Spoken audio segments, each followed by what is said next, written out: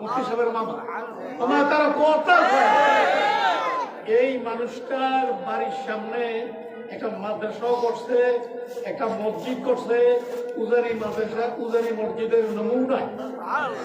এই মসজিদটা যাদের অনুদানের দ্বারাই করছে তাদেরকে একবার উনি দাওয়াত দিয়েছিলেন প্রাইভেট মাদ্রাসা ছাড়া আর মাহফিল ছাড়া, এমনি প্রাইভেট এক মাসে তাদেরকে দাওয়াত দিয়েছিলেন তাদের ছুটির টাইমে। কথাটা আমরা বুঝেন না কেন? তো তারা আইসে আমারও ফোন করছে, ভাই অবসর আছেননি? আমি বলি অবসর আছি। দিনের বেলা জোর উঠতো, অবসর আছে না? এগুলো অবসর আছি, তাহলে একটু কষ্ট করে আমার কতদিন মেহমান আছে টাকা তো আপনি একটু তাহলে একটু বইবেন, কথাবার্তা করবেন, একটু কৌশল বিনিময় করবেন, তারা একটু খুশি হবে। গেলাম গিয়া জোহরের নামাজ পড়লাম, মেহমানদের সঙ্গে নিজেও চারটা খাইলাম, মেহমানরাও খাইলো।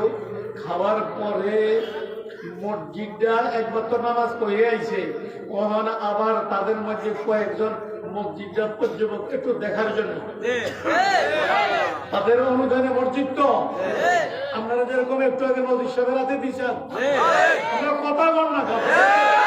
এত বড় মানুষ আল্লাহ বড় বানাইছে, আমি কোনো হিংসা করতেছি না, আল্লাহ বড় বানাইছে, কিন্তু বড় কেমন হয়েছে এটা নদীর সাথ স্টেজে আসার আগে ব্যাগ রেডি খবর লইছে, আমি কই আছি কিছু হুজুরে বসছিল যাইয়া আমার সালাম দিয়া মুসবা লইয়া দোয়া লইয়া ওই সুযোগ আছি বইয়ে বইয়ে দোয়া করার জন্য কথা বলতে পারে। এবার ভিতরে গিয়ে এবার আছে হাদিস পড়ায়। এর আগে যে মাঝারি বয়ান করছে সে একটা প্রতিষ্ঠানের প্রতিষ্ঠাতা এবং বুখারী শরীফ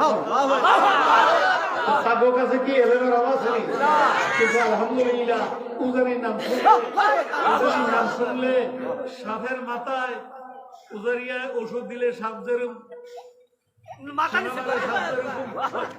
কথা বলা যায়, উজারির কথা শুনলে যে যত বড় হোক কথা বলেন, যতজন বড় হয়েছে বাংলাদেশে সবাই উজানিকে দিয়েই বড়। আমার নিজের বড় করে বসেছে, যারা শুয়ে রয়েছে তাদের কথা বলতেছি, তাদের নাম দেখছে সবাই চলতে, তাইলে তাদের নাম বলছে, তাদের উফিলা যেহেতু আমরা বড় হয়েছি, তাহলে তাদের তরিকা মতো আমাদের, তারা আমাদেরকে যে জিনিসটা মাথায় গেছে সেই অনুযায়ী আমাদের চলা দরকার না। আমি এই দোয়াটাই আপনাদেরকে যোগ করতেছি, আল্লাহ তাআলা আমাদেরকে তাদের অনুসারী হওয়ার তৌফিক। সেই সুবাদে আয়াতের ব্যাখ্যার্থে একটা ঘটনা বলি, এরপরে পাগড়ি দিয়া বড় করে দিব। ছোট্ট একটা ঘটনা, সুলতান মাহমুদ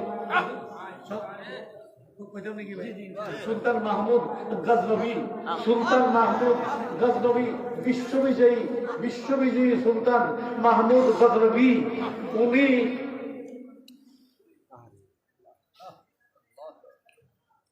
অনেক বড় সম্রাট ছিলেন, বিশ্ববিজয়ী তার নামের সামনে উপাধি বিশ্ববিজয়ী, অর্থাৎ তার জীবনে কোনোদিন পরাজয় নাই, সব জায়গায় সে জয় হয়েছে, এই জন্য তার বিশ্ববিজয়ী বলা হয়। কথা বুঝছেন তো? সুলতান মাহমুদ গজনবীর আরো সুন্দর সুন্দর ঘটনা আছে, সেগুলি এখন বলার সময় নাই। আমি যে কথাটা বুঝাইতে চাচ্ছি সেই কথাটাই, উনি একটা উপহার পেয়েছে, উপহার অন্য রাষ্ট্রের পক্ষ থেকে একটা উপহার পেয়েছেন, উপহারটার নাম হইল হীরা। উপহারটার নাম কি? হীরা। শুধু হীরা না, হীরা তো হীরা আছে বিভিন্ন কালারের, এটার কালারটাও সুন্দর। এটা রাষ্ট্রীয় ট্রেজারিতে জমা, কেউ জানে না, আমরা কথা বল না। রাজার পরিষদের যেই লোকেরা, বড় বড় লোকেরা, মানে মনে করেন প্রধানমন্ত্রী হইতে লইয়া তার পরিষদে যত মন্ত্রী আছে, সব মন্ত্রীদের থেকে রাজা কাজী এজাজকে চাকরকে প্রাধান্য দেয়। আমার কথা কিনলে বুঝেন না? বুঝেন কিন্তু আবার না, আবার দিতে হইব। প্রাধান্য দেওয়ার দরকার ছিল মিনিস্টারদেরকে, তিনি প্রাধান্য দেয় কাকে? চাকর। সহজ জিনিস, সহজ। সুলতান মাহমুদ গজনবী প্রাধান্য দেয় কাকে? প্রত্যেক কথাই চাকরকে পদায়ন দিয়ে আমি কাজ করছি। এটা রাজ পরিষদের কাছে, পরিষদ বলে বুঝুন তো, পরিষদের কাছে এটা অপছন্দ লাগলো। তাদের মধ্যে কানাঘুষা বাদশাহ আমাদেরকে পরিষদের সদস্য বানিয়ে রাখছে, পরামর্শ আমাদের থেকে নিবে, কিন্তু আমাদের থেকে পরামর্শ নেয় ঠিক, কিন্তু কাজ করে বৃত্তির চাকরের পরামর্শ অনুযায়ী। বোঝা গেল রাজরা আমাদের থেকে কর্মচারীকে পরামর্শ নিচ্ছে। এটা বোঝা গেল কিনা বলেন না? এটা যখন রাজার কানে গেছে, রাজা এবার মনে মনে কয় আমার কান রং আইয়ে বসছে, আমি যখন তারিখ ভালোবাসি, এটা যদি মুখে বলে দেই কেন ভালোবাসি, তাহলে তাদের মধ্যে এফেক্ট করবে না, তারা বুঝতে সময় লাগবে। এটা আমি প্র্যাকটিক্যালে তাদেরকে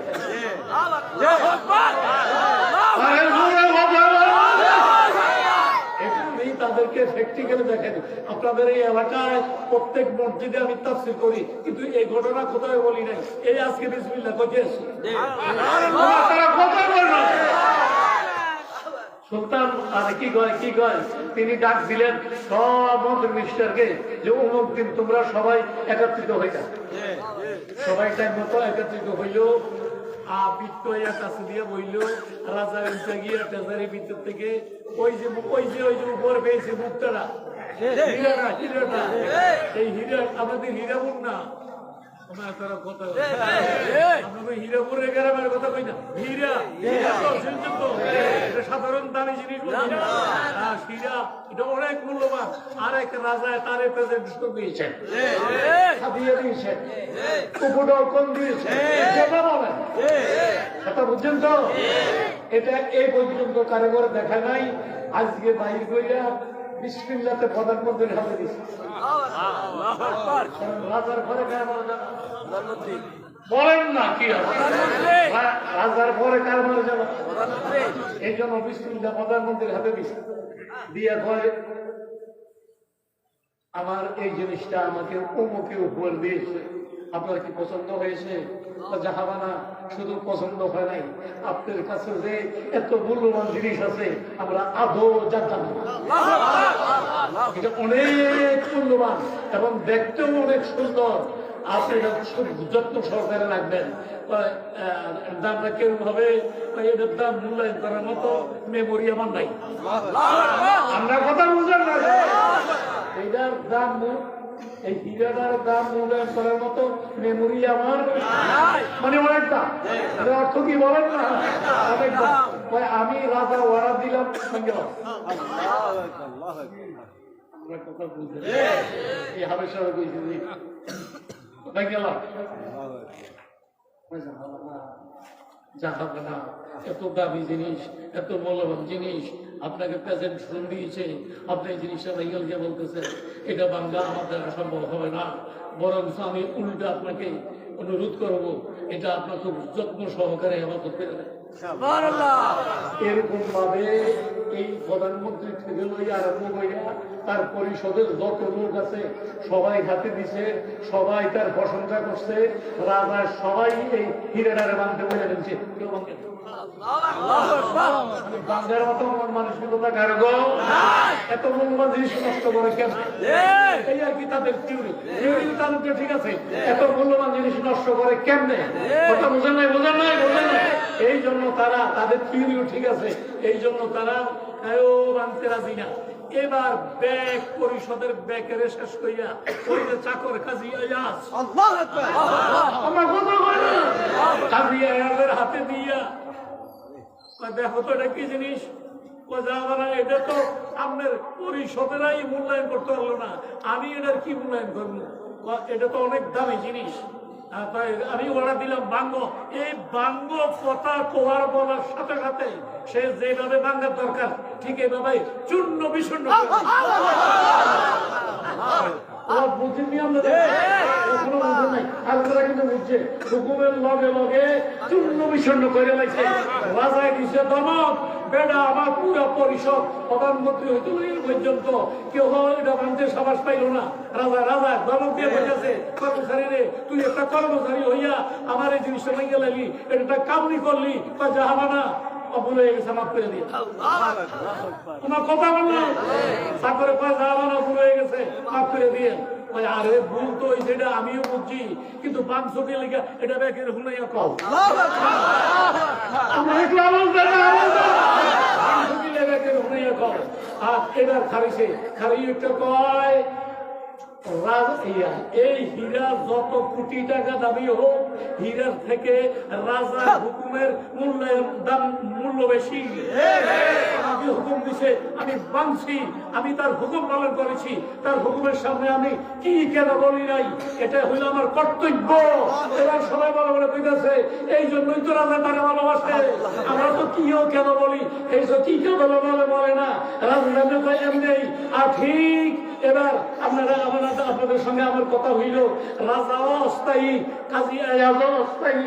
অস্থায়ী মানুষ হইলে যদি অস্থায়ী ব্যক্তির কথাকে মানতে না পারে, আমরা আল্লাহর সৃষ্টি গোলাম হইয়া আল্লাহর বিরুদ্ধে, হাবিবের বিরুদ্ধে কেন যেতে পারি? আমরা আল্লাহর হুকুম নষ্ট করতে পারবো, নবীজির তরিকার থেকে সরতে পারবো। যতদিন হায়রে বাঁচে থাকি, আজকে এই মাদ্রাসার সাথে স্বীকার করে যাই, দুনিয়ার মানুষ আমাদেরকে মন্দ বলো আর খারাপ বলো, আমরা আসি নবীজির তরিকা, এই তরিকার উপরে দাঁড়িয়ে থাকবো। সবাইরা নিয়েছিল, সবাইরা নিয়েছিল। আল্লাহ তাআলা আমাদেরকে সকল কিছু রক্ষা করে দিনের উপর প্রতিষ্ঠিত থাকার তৌফিক দান করুন। আজকের মাহফিলের সারাংশ, আজকের মাহফিলের সারাংশ আমরা ওয়াদা করে গেলাম, বন্ধু বান্ধবরা কিন্তু অনেক খারাপ কথা কইব। একটা যুবক যদি আবাদত শুরু করে, বন্ধুরা ঠিক করে মারে, এটা বড় হয়ে গেছে, ছোট হয়ে গেছে, সব ছেড়ে দিয়া আপনি যদি আল্লাহমুখী হইতে পারেন, তাহলে ইনশাল্লাহ আপনি একা না, পুরা বংশ লইয়া আমাদেরকে জান্নাতমুখী হওয়ার তৌফিক দান করুন। এই সুবাদে আপনাদের সামনে এক্ষুনি বাদ দেওয়া হচ্ছে, একটা ছাত্র, একজন হাফেজ যদি কোরআন অনুযায়ী জিন্দেগি গঠন করে, আমল করে, তাহলে একজন হাফেজে 10 জন লইয়া জান্নাতে যাবে। তোমার চিল্লে হয় না। এই জন্য আপনাদের কাছে আমার অনুরোধ থাকবে, অনুরোধ না নির্দেশ, প্রত্যেকে হয় হাফেজের বাপ হওয়ার চেষ্টা করেন, না হয় আলেমের বাপ হওয়ার চেষ্টা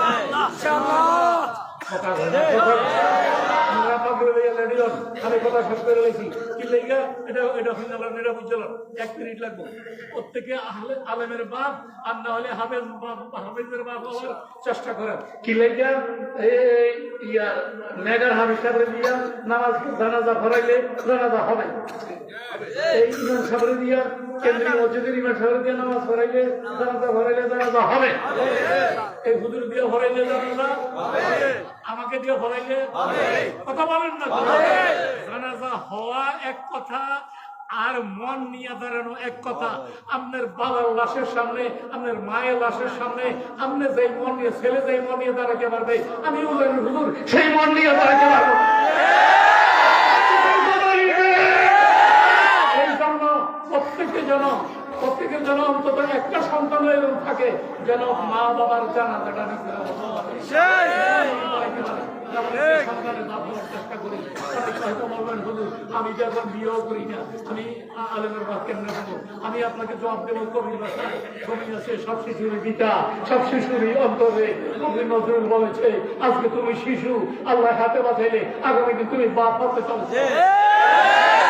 আজকে না বয়স, আপনার তো বাবার নাই, আগামী তো হবে এখন থেকে নিয়োগ করলে সমস্যা কি?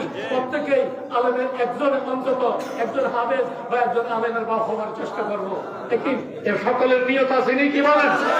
আলেমের বাপ হওয়ার নিয়ত আসেনি, আলেমের বাপ হওয়ার নিয়ত আসেনি। দেশে অরাজকতা থাকবে না।